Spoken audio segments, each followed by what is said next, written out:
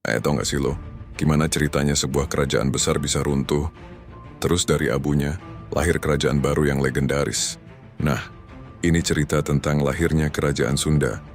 Sebuah drama perebutan kekuasaan, cinta dan harapan di tanah Pasundan.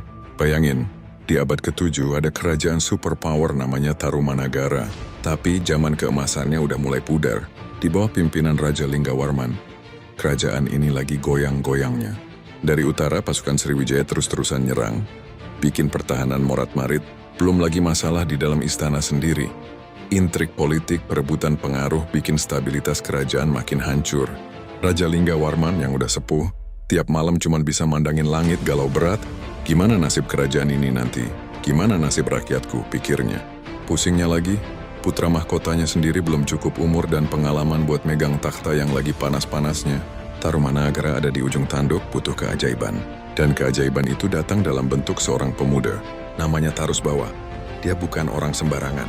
Dia pemuda dari klan Sunda yang terkenal cerdas, gagah, dan punya wibawa.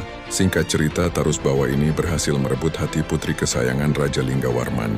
Mereka menikah, dan Tarusbawa pun resmi jadi menantu kerajaan. Ini bukan cuma pernikahan biasa, ini adalah secerca harapan baru. Suatu hari, Raja Linggawarman yang udah merasa ajalnya deket, manggil Tarusbawa ke ruangannya. Suasananya tegang tapi penuh harapan. Sambil megang tangan menantunya, sang raja bilang, "Tarusbawa anakku, aku titipkan tanah ini, rakyat ini kepadamu. Aku percaya, cuma kamu yang bisa melindunginya." Tapi bukan itu aja. Raja Linggawarman punya satu wasiat lagi yang bikin semua orang kaget. Sistem pemerintahan kita udah nggak cocok lagi. Tarumanagara terlalu luas, terlalu sulit diatur dari satu pusat. Aku ingin kau mengubahnya. Jadikan wilayah Sunda, tanah kelahiranmu, sebagai pusat kekuatan yang baru. Wasiat ini jadi bom waktu. Setelah Raja Linggawarman wafat dan Tarusbawa naik takhta, istana langsung pecah jadi dua kubu. Di satu sisi ada para bangsawan tua, para loyalis Tarumanagara. Mereka teriak, "Gak bisa, nama Tarumanagara itu suci. Itu warisan leluhur kita selama ratusan tahun. Menggantinya sama dengan mengkhianati sejarah." Mereka bersikeras mempertahankan nama besar yang udah mereka kenal seumur hidup. Di sisi lain, kubu Tarusbawa dan para bangsawan muda dari klan Sunda punya pemikiran beda. Mereka bilang, justru dengan nama baru kita bisa memulai lembaran baru. Kita butuh simbol kebangkitan kerajaan Sunda, nama yang mewakili tanah dan rakyat kita yang sebenarnya. Ini bukan akhir, tapi ini adalah awal yang baru. Perdebatan di balairong istana makin panas. Suara saling bersautan, argumen dilawan argumen. Tarumanagara benar-benar terbelah. Di tengah kebimbangan itu, Tarusbawa harus bikin keputusan yang bakal nentuin nasib jutaan orang dan sejarah tanah Pasundan untuk selamanya. Apakah dia akan mempertahankan nama besar Tarumanagara yang sekarat, atau berani mengambil risiko dengan mendeklarasikan lahirnya sebuah kerajaan baru, Kerajaan Sunda? Nah, dari sinilah kisah kerajaan Sunda yang kita kenal dimulai. Tarusbawa naik takhta menggantikan mertuanya Linggawarman, raja terakhir Tarumanagara. Nah, sekarang kita lanjutin ceritanya. Ini dia momen-momen krusial lahirnya kerajaan Sunda. Jadi setelah resmi jadi raja, Tarusbawa nggak langsung duduk manis di singgasana. Dia ini tipe pemimpin yang blusukan. Dia melakukan perjalanan ke berbagai pelosok wilayah kekuasaannya. Dari pesisir sampai pedalaman, dia datengin rakyatnya satu persatu. Dia dengerin keluh kesah mereka. Apa aja masalah yang mereka hadapi, apa harapan mereka buat masa depan. Tarusbawa nggak cuma dengerin, tapi juga langsung kasih solusi.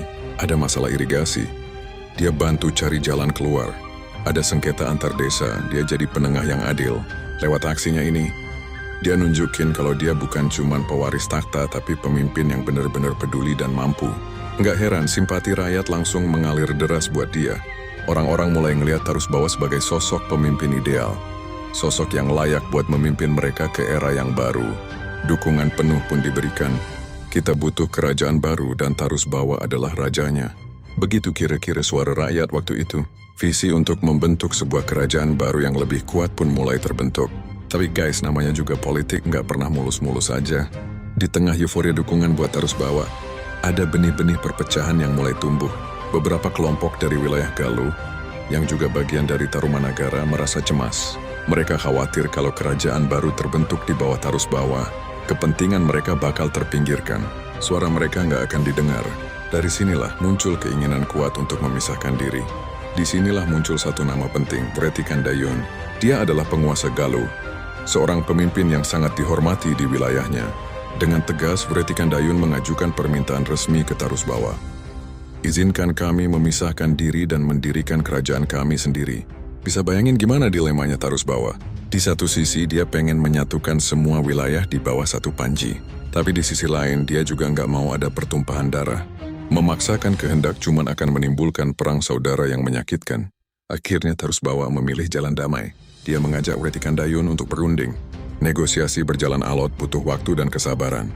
Masing-masing pihak berusaha mempertahankan kepentingannya. Tapi berkat kebijaksanaan kedua pemimpin, akhirnya tercapai sebuah kesepakatan yang bersejarah. Mereka setuju untuk membelah wilayah kekuasaan. Dan sebagai penandanya ditunjuklah sebuah batas alam yang megah, Sungai Citarum. Wilayah di sebelah timur Sungai Citarum resmi menjadi kerajaan Galuh yang merdeka di bawah pimpinan Wretikandayun. Sementara wilayah di sebelah baratnya, dari Sungai Citarum sampai ujung kulon, menjadi wilayah kekuasaan Tarusbawa. Momen ini pasti penuh emosi. Ada rasa sedih karena harus berpisah dengan saudara sendiri, tapi di sisi lain ada harapan baru untuk masa depan masing-masing kerajaan. Dengan selesainya urusan pembagian wilayah, jalan bagi Tarusbawa untuk meresmikan kerajaannya pun terbuka lebar. Berdasarkan naskah Wangsakerta, pada tahun 609 Masehi sebuah upacara megah digelar. Di hari itulah, kerajaan Sunda secara resmi berdiri, dengan Tarusbawa sebagai raja, pertamanya yang bergelar Sri Maharaja Tarusbawa. Nama Sunda sendiri dipilih bukan tanpa alasan. Nama ini diambil untuk mencerminkan identitas budaya, spiritual, dan geografis dari masyarakat yang tinggal di wilayah tersebut. Ini adalah penegasan identitas baru yang lepas dari bayang-bayang Tarumanagara. Nggak cuma itu, Tarusbawa juga memindahkan pusat kekuasaan dari Sundapura, ibu kota lama Tarumanagara, ke lokasi baru yang lebih strategis di dekat hulu Sungai Cipakancilan, yang sekarang kita kenal sebagai daerah Bogor. Nah, Tarusbawa ini sebenarnya adalah penerus dari kerajaan Tarumanagara yang sudah ada lebih dulu, tapi beliau punya visi baru. Pada tahun 669, beliau mengganti nama kerajaan menjadi Kerajaan Sunda. Ini nih momen lahirnya Kerajaan Sunda. Tapi, nggak lama setelah berdiri, muncul konflik. Wretikandayun dari kerajaan Galuh memberontak dan akhirnya wilayah Sunda dan Galuh pun terpisah. Dimulailah babak baru dalam sejarah Tatar Sunda. Setelah Tarusbawa wafat, tahta jatuh ke tangan menantunya, yang namanya pasti nggak asing lagi buat kalian, Sanjaya. Uniknya, Sanjaya ini bukan cuma menantu Tarusbawa, tapi juga cicit dari Wretikandayun yang memberontak itu. Darah Sunda dan Galuh mengalir dalam dirinya. Karena itulah, Sanjaya berhasil menyatukan kembali Sunda dan Galuh yang sempat terpecah. Keren kan, tapi kepemimpinan Sanjaya di Sunda nggak lama. Beliau kemudian menyerahkan tahta untuk memimpin kerajaan besar lainnya, yaitu Kerajaan Mataram kuno atau Medang. Kekuasaan di Sunda lalu diwariskan ke putranya, Tampran Barmawijaya. Tapi sayangnya persatuan Sunda dan Galuh lagi-lagi nggak bertahan lama. Setelah 7 tahun memerintah, Tampran membagi wilayah kerajaan untuk kedua putranya. Dan ya, Sunda dan Galuh kembali terpisah. Sejak saat itu dimulailah periode panjang di mana kedua kerajaan ini berjalan sendiri-sendiri selama ratusan tahun. Dari tahun 739 sampai 1771 Masehi, banyak banget raja yang silih berganti memimpin kerajaan Sunda. Kalau menurut catatan-catatan kuno, ada sekitar 20 sampai 33 raja. Kita sebutin beberapa yang penting ya. Setelah perpisahan kedua, putra Tampran yang bernama Rakrian Banga menjadi raja pertama di periode ini. Lalu ada Rakrian Medang, yang karena nggak punya anak laki-laki, tahtanya diwariskan ke menantunya, Prabu Giliwesi. Tradisi ini berlanjut loh. Prabu Giliwesi juga mewariskan tahta ke menantunya, Pucuk Bumi Darmaswara. Kayaknya jadi menantu Raja Sunda itu prospeknya cerah banget ya. Kemudian, kita punya Rakrian Wuwus, yang dikenal juga sebagai Prabu Gajah Kulon. Beliau ini memerintah cukup lama, sekitar 72 tahun, dari tahun 819 sampai 891. Setelah beliau ada adik iparnya Prabu Dharmaraksa dan dilanjutkan oleh Windu Sakti. Nama-nama ini mungkin terdengar asing, tapi mereka semua adalah bagian dari rantai panjang yang menjaga eksistensi kerajaan Sunda.